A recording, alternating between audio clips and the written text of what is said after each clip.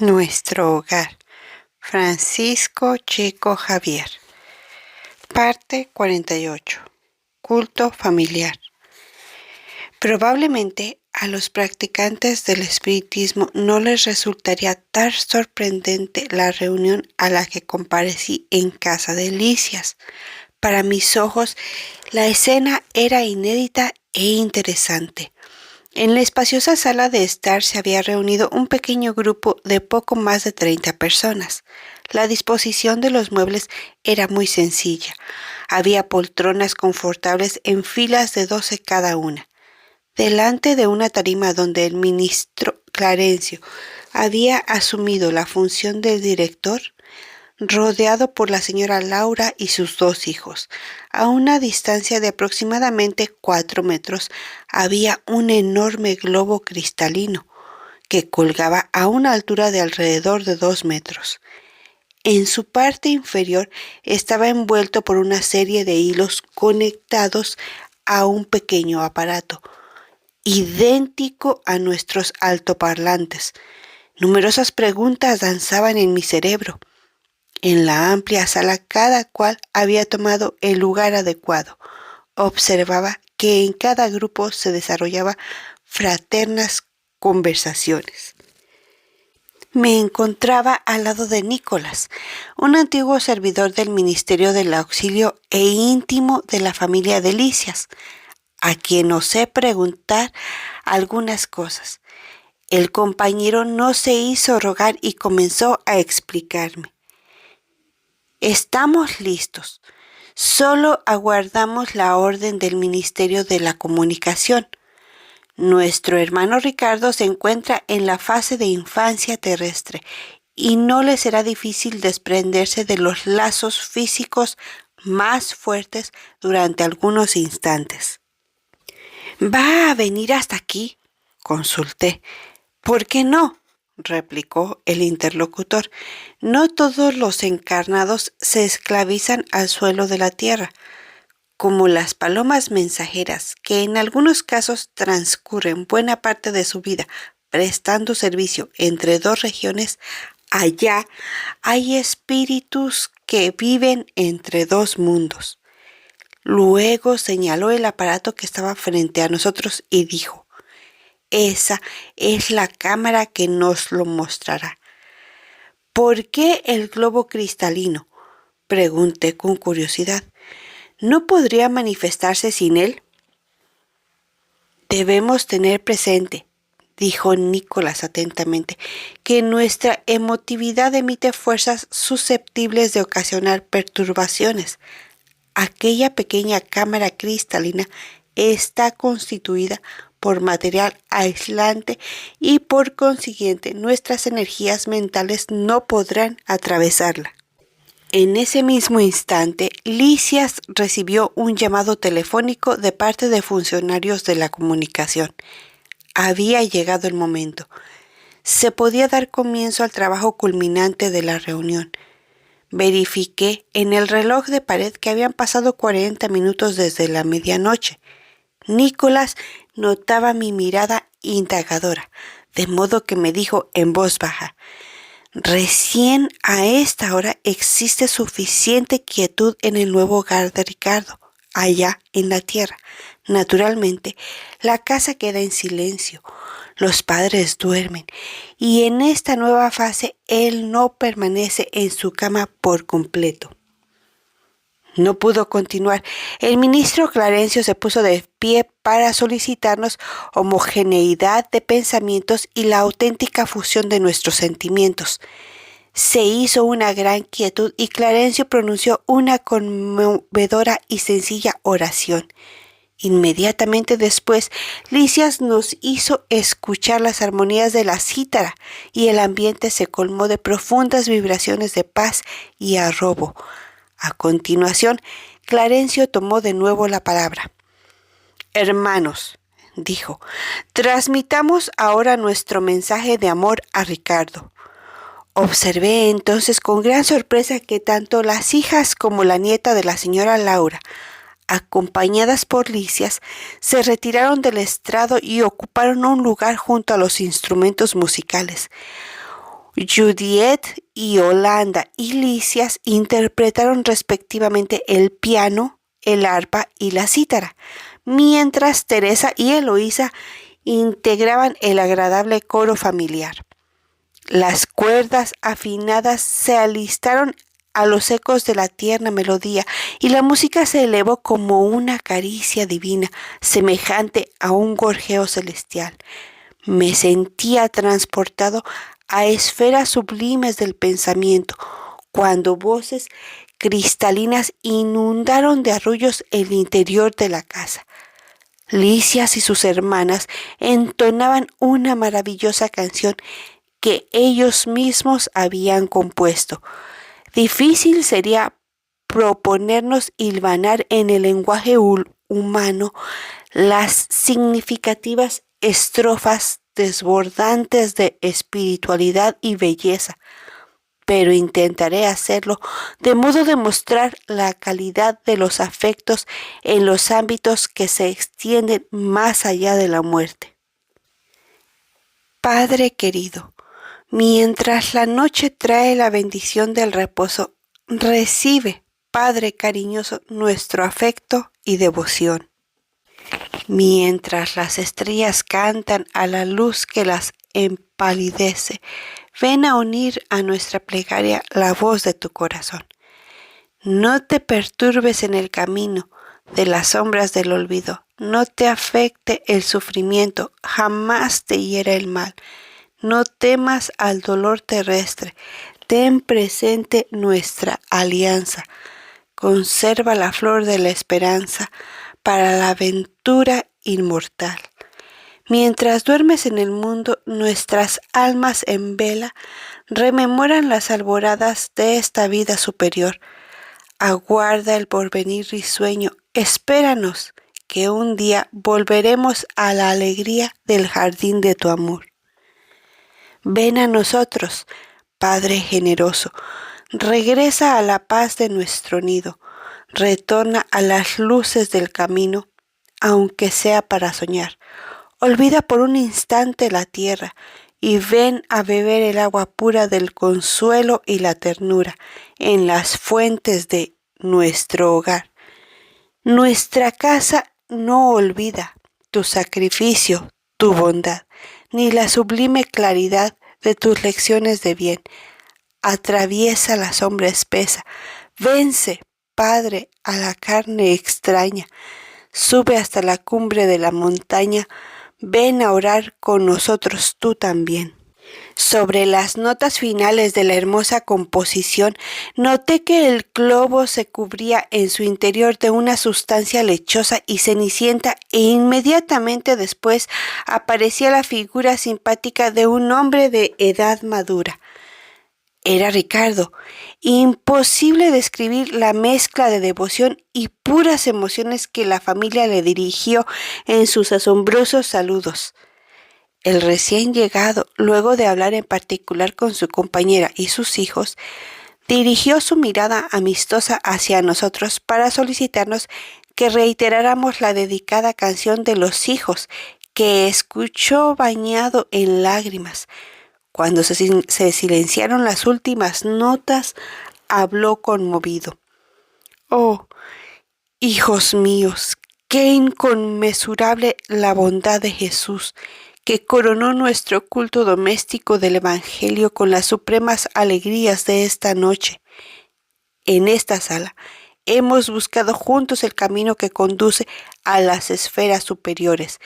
En muchas ocasiones recibimos el pan espiritual de la vida y ahora nos reunimos una vez más para el estímulo santificante. ¡Qué feliz soy!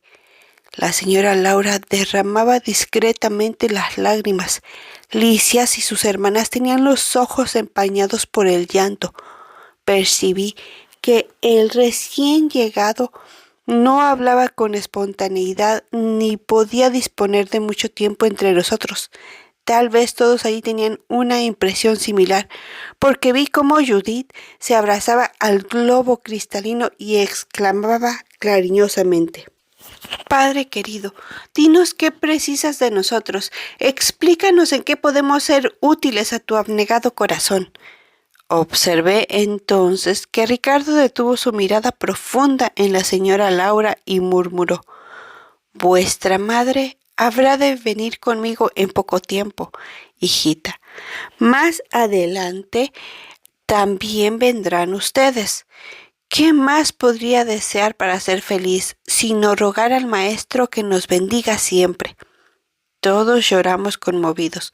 Cuando el globo volvió a presentar las mismas tonalidades cenicientas, escuché a Ricardo que exclamaba como casi una despedida: Ah, hijos míos, voy a pedirles algo desde el fondo de mi alma. Rueguen al Señor que yo nunca disponga de facilidades en la tierra, a fin de que la luz de la gratitud y de la comprensión siga viva en mi espíritu. Aquel pedido inesperado me sensibilizó, además de sorprenderme. Ricardo dedicó a todos saludos cariñosos y la cortina de sustancia cenicienta cubrió por completo la cámara, que inmediatamente después volvió a su aspecto normal. El ministro Clarencio oró con sentimientos y se cerró la sesión, que nos dejó a todos envueltos en un júbilo indescriptible. Me dirigí hacia el estrado para abrazar a la señora Laura y expresarla de viva voz mi profunda impresión y reconocimiento, cuando alguien interceptó mis pasos casi junto a la dueña de casa, ocupada en atender las numerosas felicitaciones de los amigos presentes. Era Clarencio, que me habló con tono amable. André, mañana acompañaré a nuestra hermana Laura hasta la esfera carnal. Si fuera de su gusto, podrá venir con nosotros a fin de hacer una visita a su familia. No podía haber sido mayor mi sorpresa. Una profunda sensación de alegría me embargó, pero instintivamente recordé el servicio de las cámaras. El generoso ministro adivinó de inmediato mi pensamiento y me dijo: Usted tiene una relativa cantidad de trabajo extraordinario a su favor. Genesio no tendrá dificultades en concederle una semana de ausencia, cuando ha cumplido ya el primer año de cooperación activa. Mi dicha era inmensa. Le agradecí con llanto y risa al mismo tiempo. Finalmente habría de ver a mi esposa y a mis amados hijos. Parte 49. Regreso a casa. Llegué a mi ciudad como un niño que se deja guiar por los pasos de sus benefactores, con la inanerrable sensación del viajero que regresa a la cuna natal después de una prolongada ausencia. Por cierto, el paisaje no había sufrido modificaciones evidentes. Los añosos árboles del barrio, el mar, el cielo incluso, la misma fragancia en el aire. Embriagado de alegría, dejé de observar la expresión fisonómica de la señora Laura, que transmitía suma preocupación, y me despedí de la pequeña caravana que seguía adelante. Clarencio me abrazó y me dijo: Tiene una semana a su disposición. Pasaré por aquí a diario, de acuerdo con los cuidados que debo consagrar a los problemas de la reencarnación de nuestra hermana. Si quisiera volver a nuestro hogar, podrá aprovechar mi compañía. Que lo pase bien, André. El último adiós a la devota madre Delicias, y me quedé a solas, respirando con profundas inspiraciones el aire de otros tiempos. No me detuve en el análisis de detalles. Atravesé apresuradamente las calles camino a mi casa. El corazón me latía desordenadamente a medida que me aproximaba al enorme portón de la entrada. El viento, como de costumbre, susurraba caricias entre la arboleda del pequeño parque. Florecían las azaleas y las rosas, con un saludo a la luz primaveral. Frente al pórtico se erguía garbosa la palmera que junto con Celia habíamos plantado en el primer aniversario de nuestro casamiento. Ebrio de felicidad, me dirigí hacia el interior. Todo indicaba grandes cambios. ¿Dónde estarían los viejos muebles de jacaranda y el gran retrato donde junto a mi esposa y mis hijos formábamos un agradable grupo? Algo me causaba preocupación y despertaba mi ansiedad. ¿Qué habría sucedido? Comencé a trastabillar de la emoción. Me dirigí hacia el comedor donde vi a mi hija menor transformada en una joven casadera.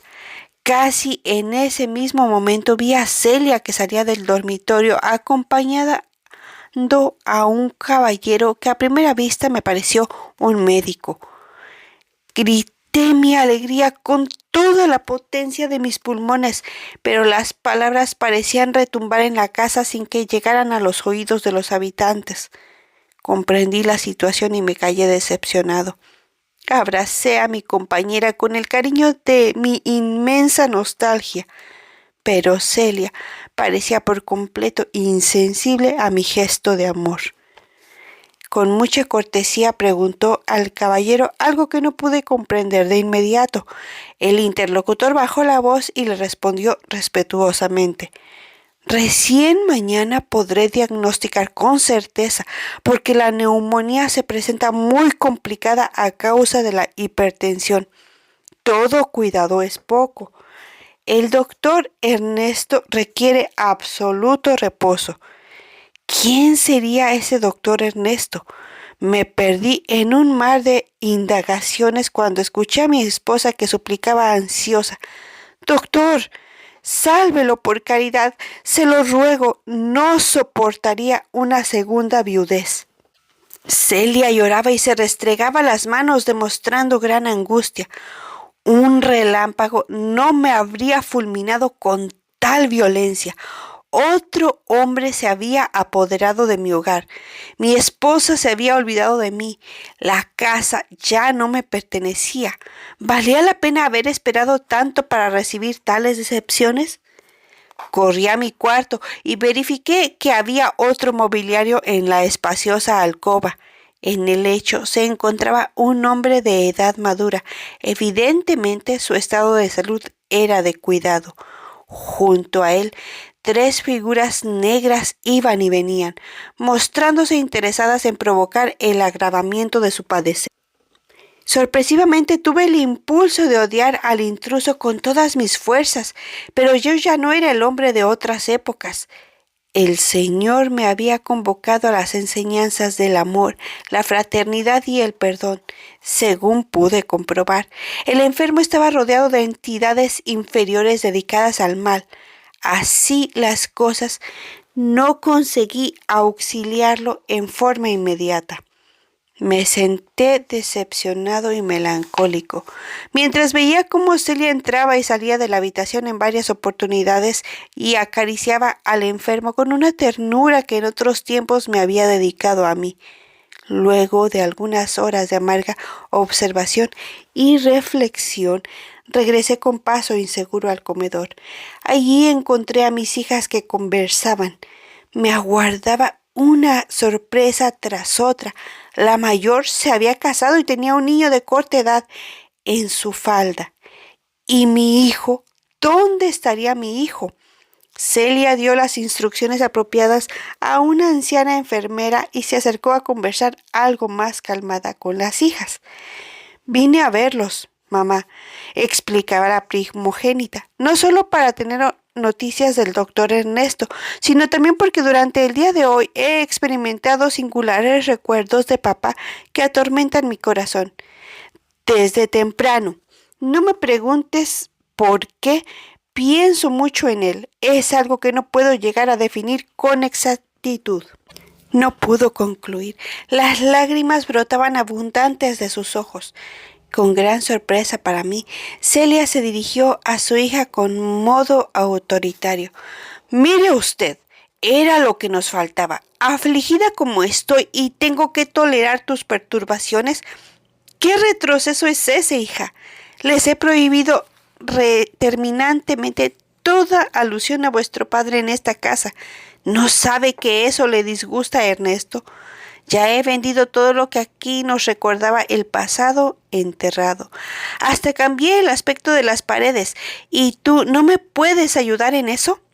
La hija menor intervino para agregar: desde que mi pobre hermana comenzó a interesarse en el maldito espiritismo, vive con esas tonterías en la cabeza. ¿Dónde se ha visto tamaño disparate? Ese cuento de que los muertos regresan es el colmo del absurdo.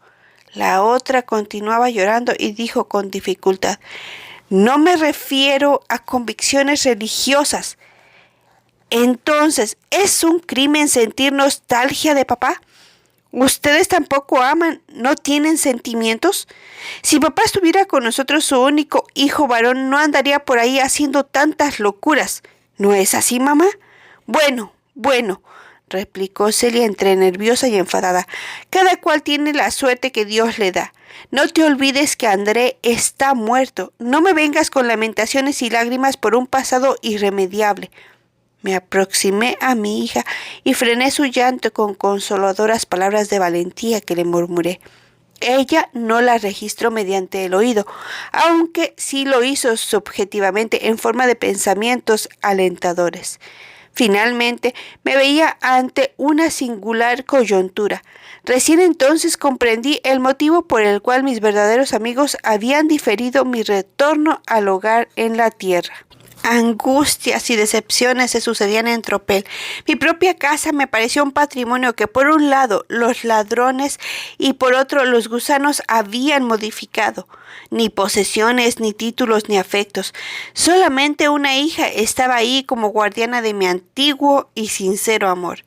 Ni los largos años de sufrimiento, a partir de los primeros días más allá de la tumba, me habían provocado lágrimas tan amargas. Llegó la noche y retornó el día, que me encontró en la misma situación de perplejidad, luego de escuchar conceptos y descubrir actitudes que nunca hubiera sospechado. Al atardecer, Clarencio pasó para ofrecerme la cordialidad de su palabra amistosa y recta. Cuando percibió mi abatimiento, dijo solícito: comprendo sus pesares y al mismo tiempo me regocijo por la óptima oportunidad de esta prueba. No tengo nuevas sugerencias. Un consejo de mi parte ahora sería inoportuno. Solo, mi querido, tengo presente que cuando es puesta en práctica aquella recomendación de Jesús para que amemos a Dios por sobre todas las cosas y al prójimo como a nosotros mismos, siempre produce auténticos milagros de felicidad y comprensión en nuestros caminos. Agradecí conmovido y le solicité que no me quitara el amparo de su necesario auxilio. Como respuesta, Clarencio me dirigió una sonrisa y se marchó. Entonces, ante la realidad absolutamente a solas en mi testimonio, comencé a evaluar el alcance de la recomendación evangélica y reflexioné con algo más de serenidad. Al fin de cuentas, ¿por qué iba a cuestionar el proceder de Celia? Y si el viudo en la tierra hubiera sido yo, ¿habría soportado acaso la prolongada soledad? ¿No habría apelado a 1000 pretextos para justificar una nueva unión? Y el pobre enfermo, ¿cómo odiarlo? ¿Por qué odiarlo? ¿No era también él mi hermano en la casa de nuestro padre? El hogar no estaría tal vez en peores condiciones si Celia no hubiera aceptado el vínculo afectivo con él. Por consiguiente, era necesario luchar contra el egoísmo feroz. Jesús me había conducido a otras fuentes. No podía comportarme como un hombre más de la tierra. Mi familia no era tan solo una esposa y 3 hijos. Estaba constituida por centenares de enfermos en las cámaras de rectificación y ahora incluía además a la comunidad universal. Me dominaban pensamientos renovados. La linfa del amor auténtico brotaba por primera vez de las beneficiosas heridas que la realidad había abierto en mi corazón. Ciudadano de nuestro hogar, parte 50. Durante la segunda noche me sentí extenuado. Comenzaba a entender la importancia del alimento espiritual a través del amor y la comprensión recíprocos. En nuestro hogar pasaba en general algunos días en servicio activo sin necesidad de la alimentación común. Era parte de un entrenamiento de elevación al cual muchos de nosotros estábamos consagrados. Me bastaba la presencia de mis amigos queridos, las manifestaciones de afecto, la absorción de elementos puros a través del aire y el agua. En casa, por el contrario, me hallaba en un confuso campo de batalla, donde los seres amados habían pasado a ser mis verdugos. Las meditaciones oportunas que las palabras de Clarencio me habían sugerido aportaban una relativa calma a mi corazón. Al fin, accedía a la comprensión de las necesidades humanas. No era propietario de Celia, sino su hermano y amigo. No era dueño de mis hijos, sino un compañero de luchas y realizaciones. Vino a mi mente la señora Laura. En cierta oportunidad ella me había dicho que llegado el momento de dar fe de sus convicciones, los seres deberían proceder como abejas que se aproximan a las flores de la vida, es decir, a las almas nobles en el campo de las rememoraciones, decididas a extraer de cada una las sustancias de los buenos ejemplos con el propósito de elaborar la miel de la sabiduría. Apliqué a mi caso el provechoso consejo y comencé por recordar a mi madre. ¿No se había sacrificado ella por mi padre al punto de adoptar a desdichadas mujeres como hijas de su corazón? Nuestro hogar estaba repleto de ejemplos edificantes.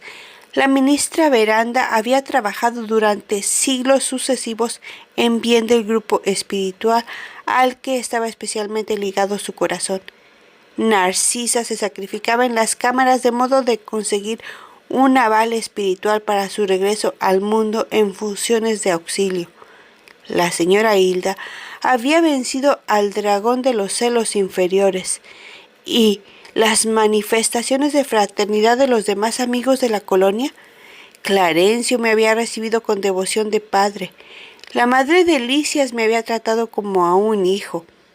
Tobías como a un hermano. Cada compañero de mis nuevas luchas me brindaba algún aporte de utilidad para una estructura mental diferente, que con rapidez tomaba forma en mi espíritu. Me propuse sustraerme a las consideraciones aparentemente ingratas que escuchaba en el ámbito doméstico. Decidí asimismo colocar por sobre todo el amor divino y por encima de mis sentimientos personales las justas necesidades de mis semejantes. Pese a mi agotamiento, me trasladé al aposento del enfermo, cuyo estado se agravaba de un momento a otro. Celia le apoyaba su mano en la frente y a la vez le decía, bañada en lágrimas, «Ernesto, Ernesto, ten compasión de mí, querido, no me abandones. ¿Qué harías si llegaras a faltarme?» El enfermo le acariciaba las manos y respondía con inmenso afecto a pesar de una fuerte disnea. Rogué al Señor las energías necesarias para conservar la comprensión imprescindible y empecé por considerar a los cónyuges como si fueran mis hermanos. Reconocí que Celia y Ernesto se amaban intensamente. En consecuencia, si de hecho me sentía un compañero fraterno de ambos, era mi deber prestarles auxilio con los recursos que estaban a mi alcance. Di comienzo a la tarea, procurando el esclarecimiento de los espíritus desventurados que permanecían en estrecha ligación con el enfermo. Sin embargo, mis dificultades no eran pocas, me sentía muy agotado. En esta emergencia recordé una lección que Tobías me había transmitido cierta vez. Aquí, en nuestro hogar, no todos recurren al aerobús para trasladarse de un lugar a otro, porque los habitantes de mayor elevación de la colonia disponen del poder de la biolitación. Tampoco precisan aparatos de comunicación para conversar a la distancia, porque mantienen entre sí un nivel de perfecta armonía de pensamientos, y los que en un determinado momento se encuentran en sintonía pueden emplear a voluntad el proceso de conversación mental, no obstante la distancia. Reflexioné cuán útil me resultaría la colaboración de Narcisa e hice la prueba. Me concentré en una fervorosa oración al Padre y mediante las vibraciones de la plegaria me dirigí a Narcisa, implorándole asistencia. Le describí con el pensamiento mi dolorosa experiencia, además de comunicarle mis propósitos de auxilio e insistirle en que no me desamparase.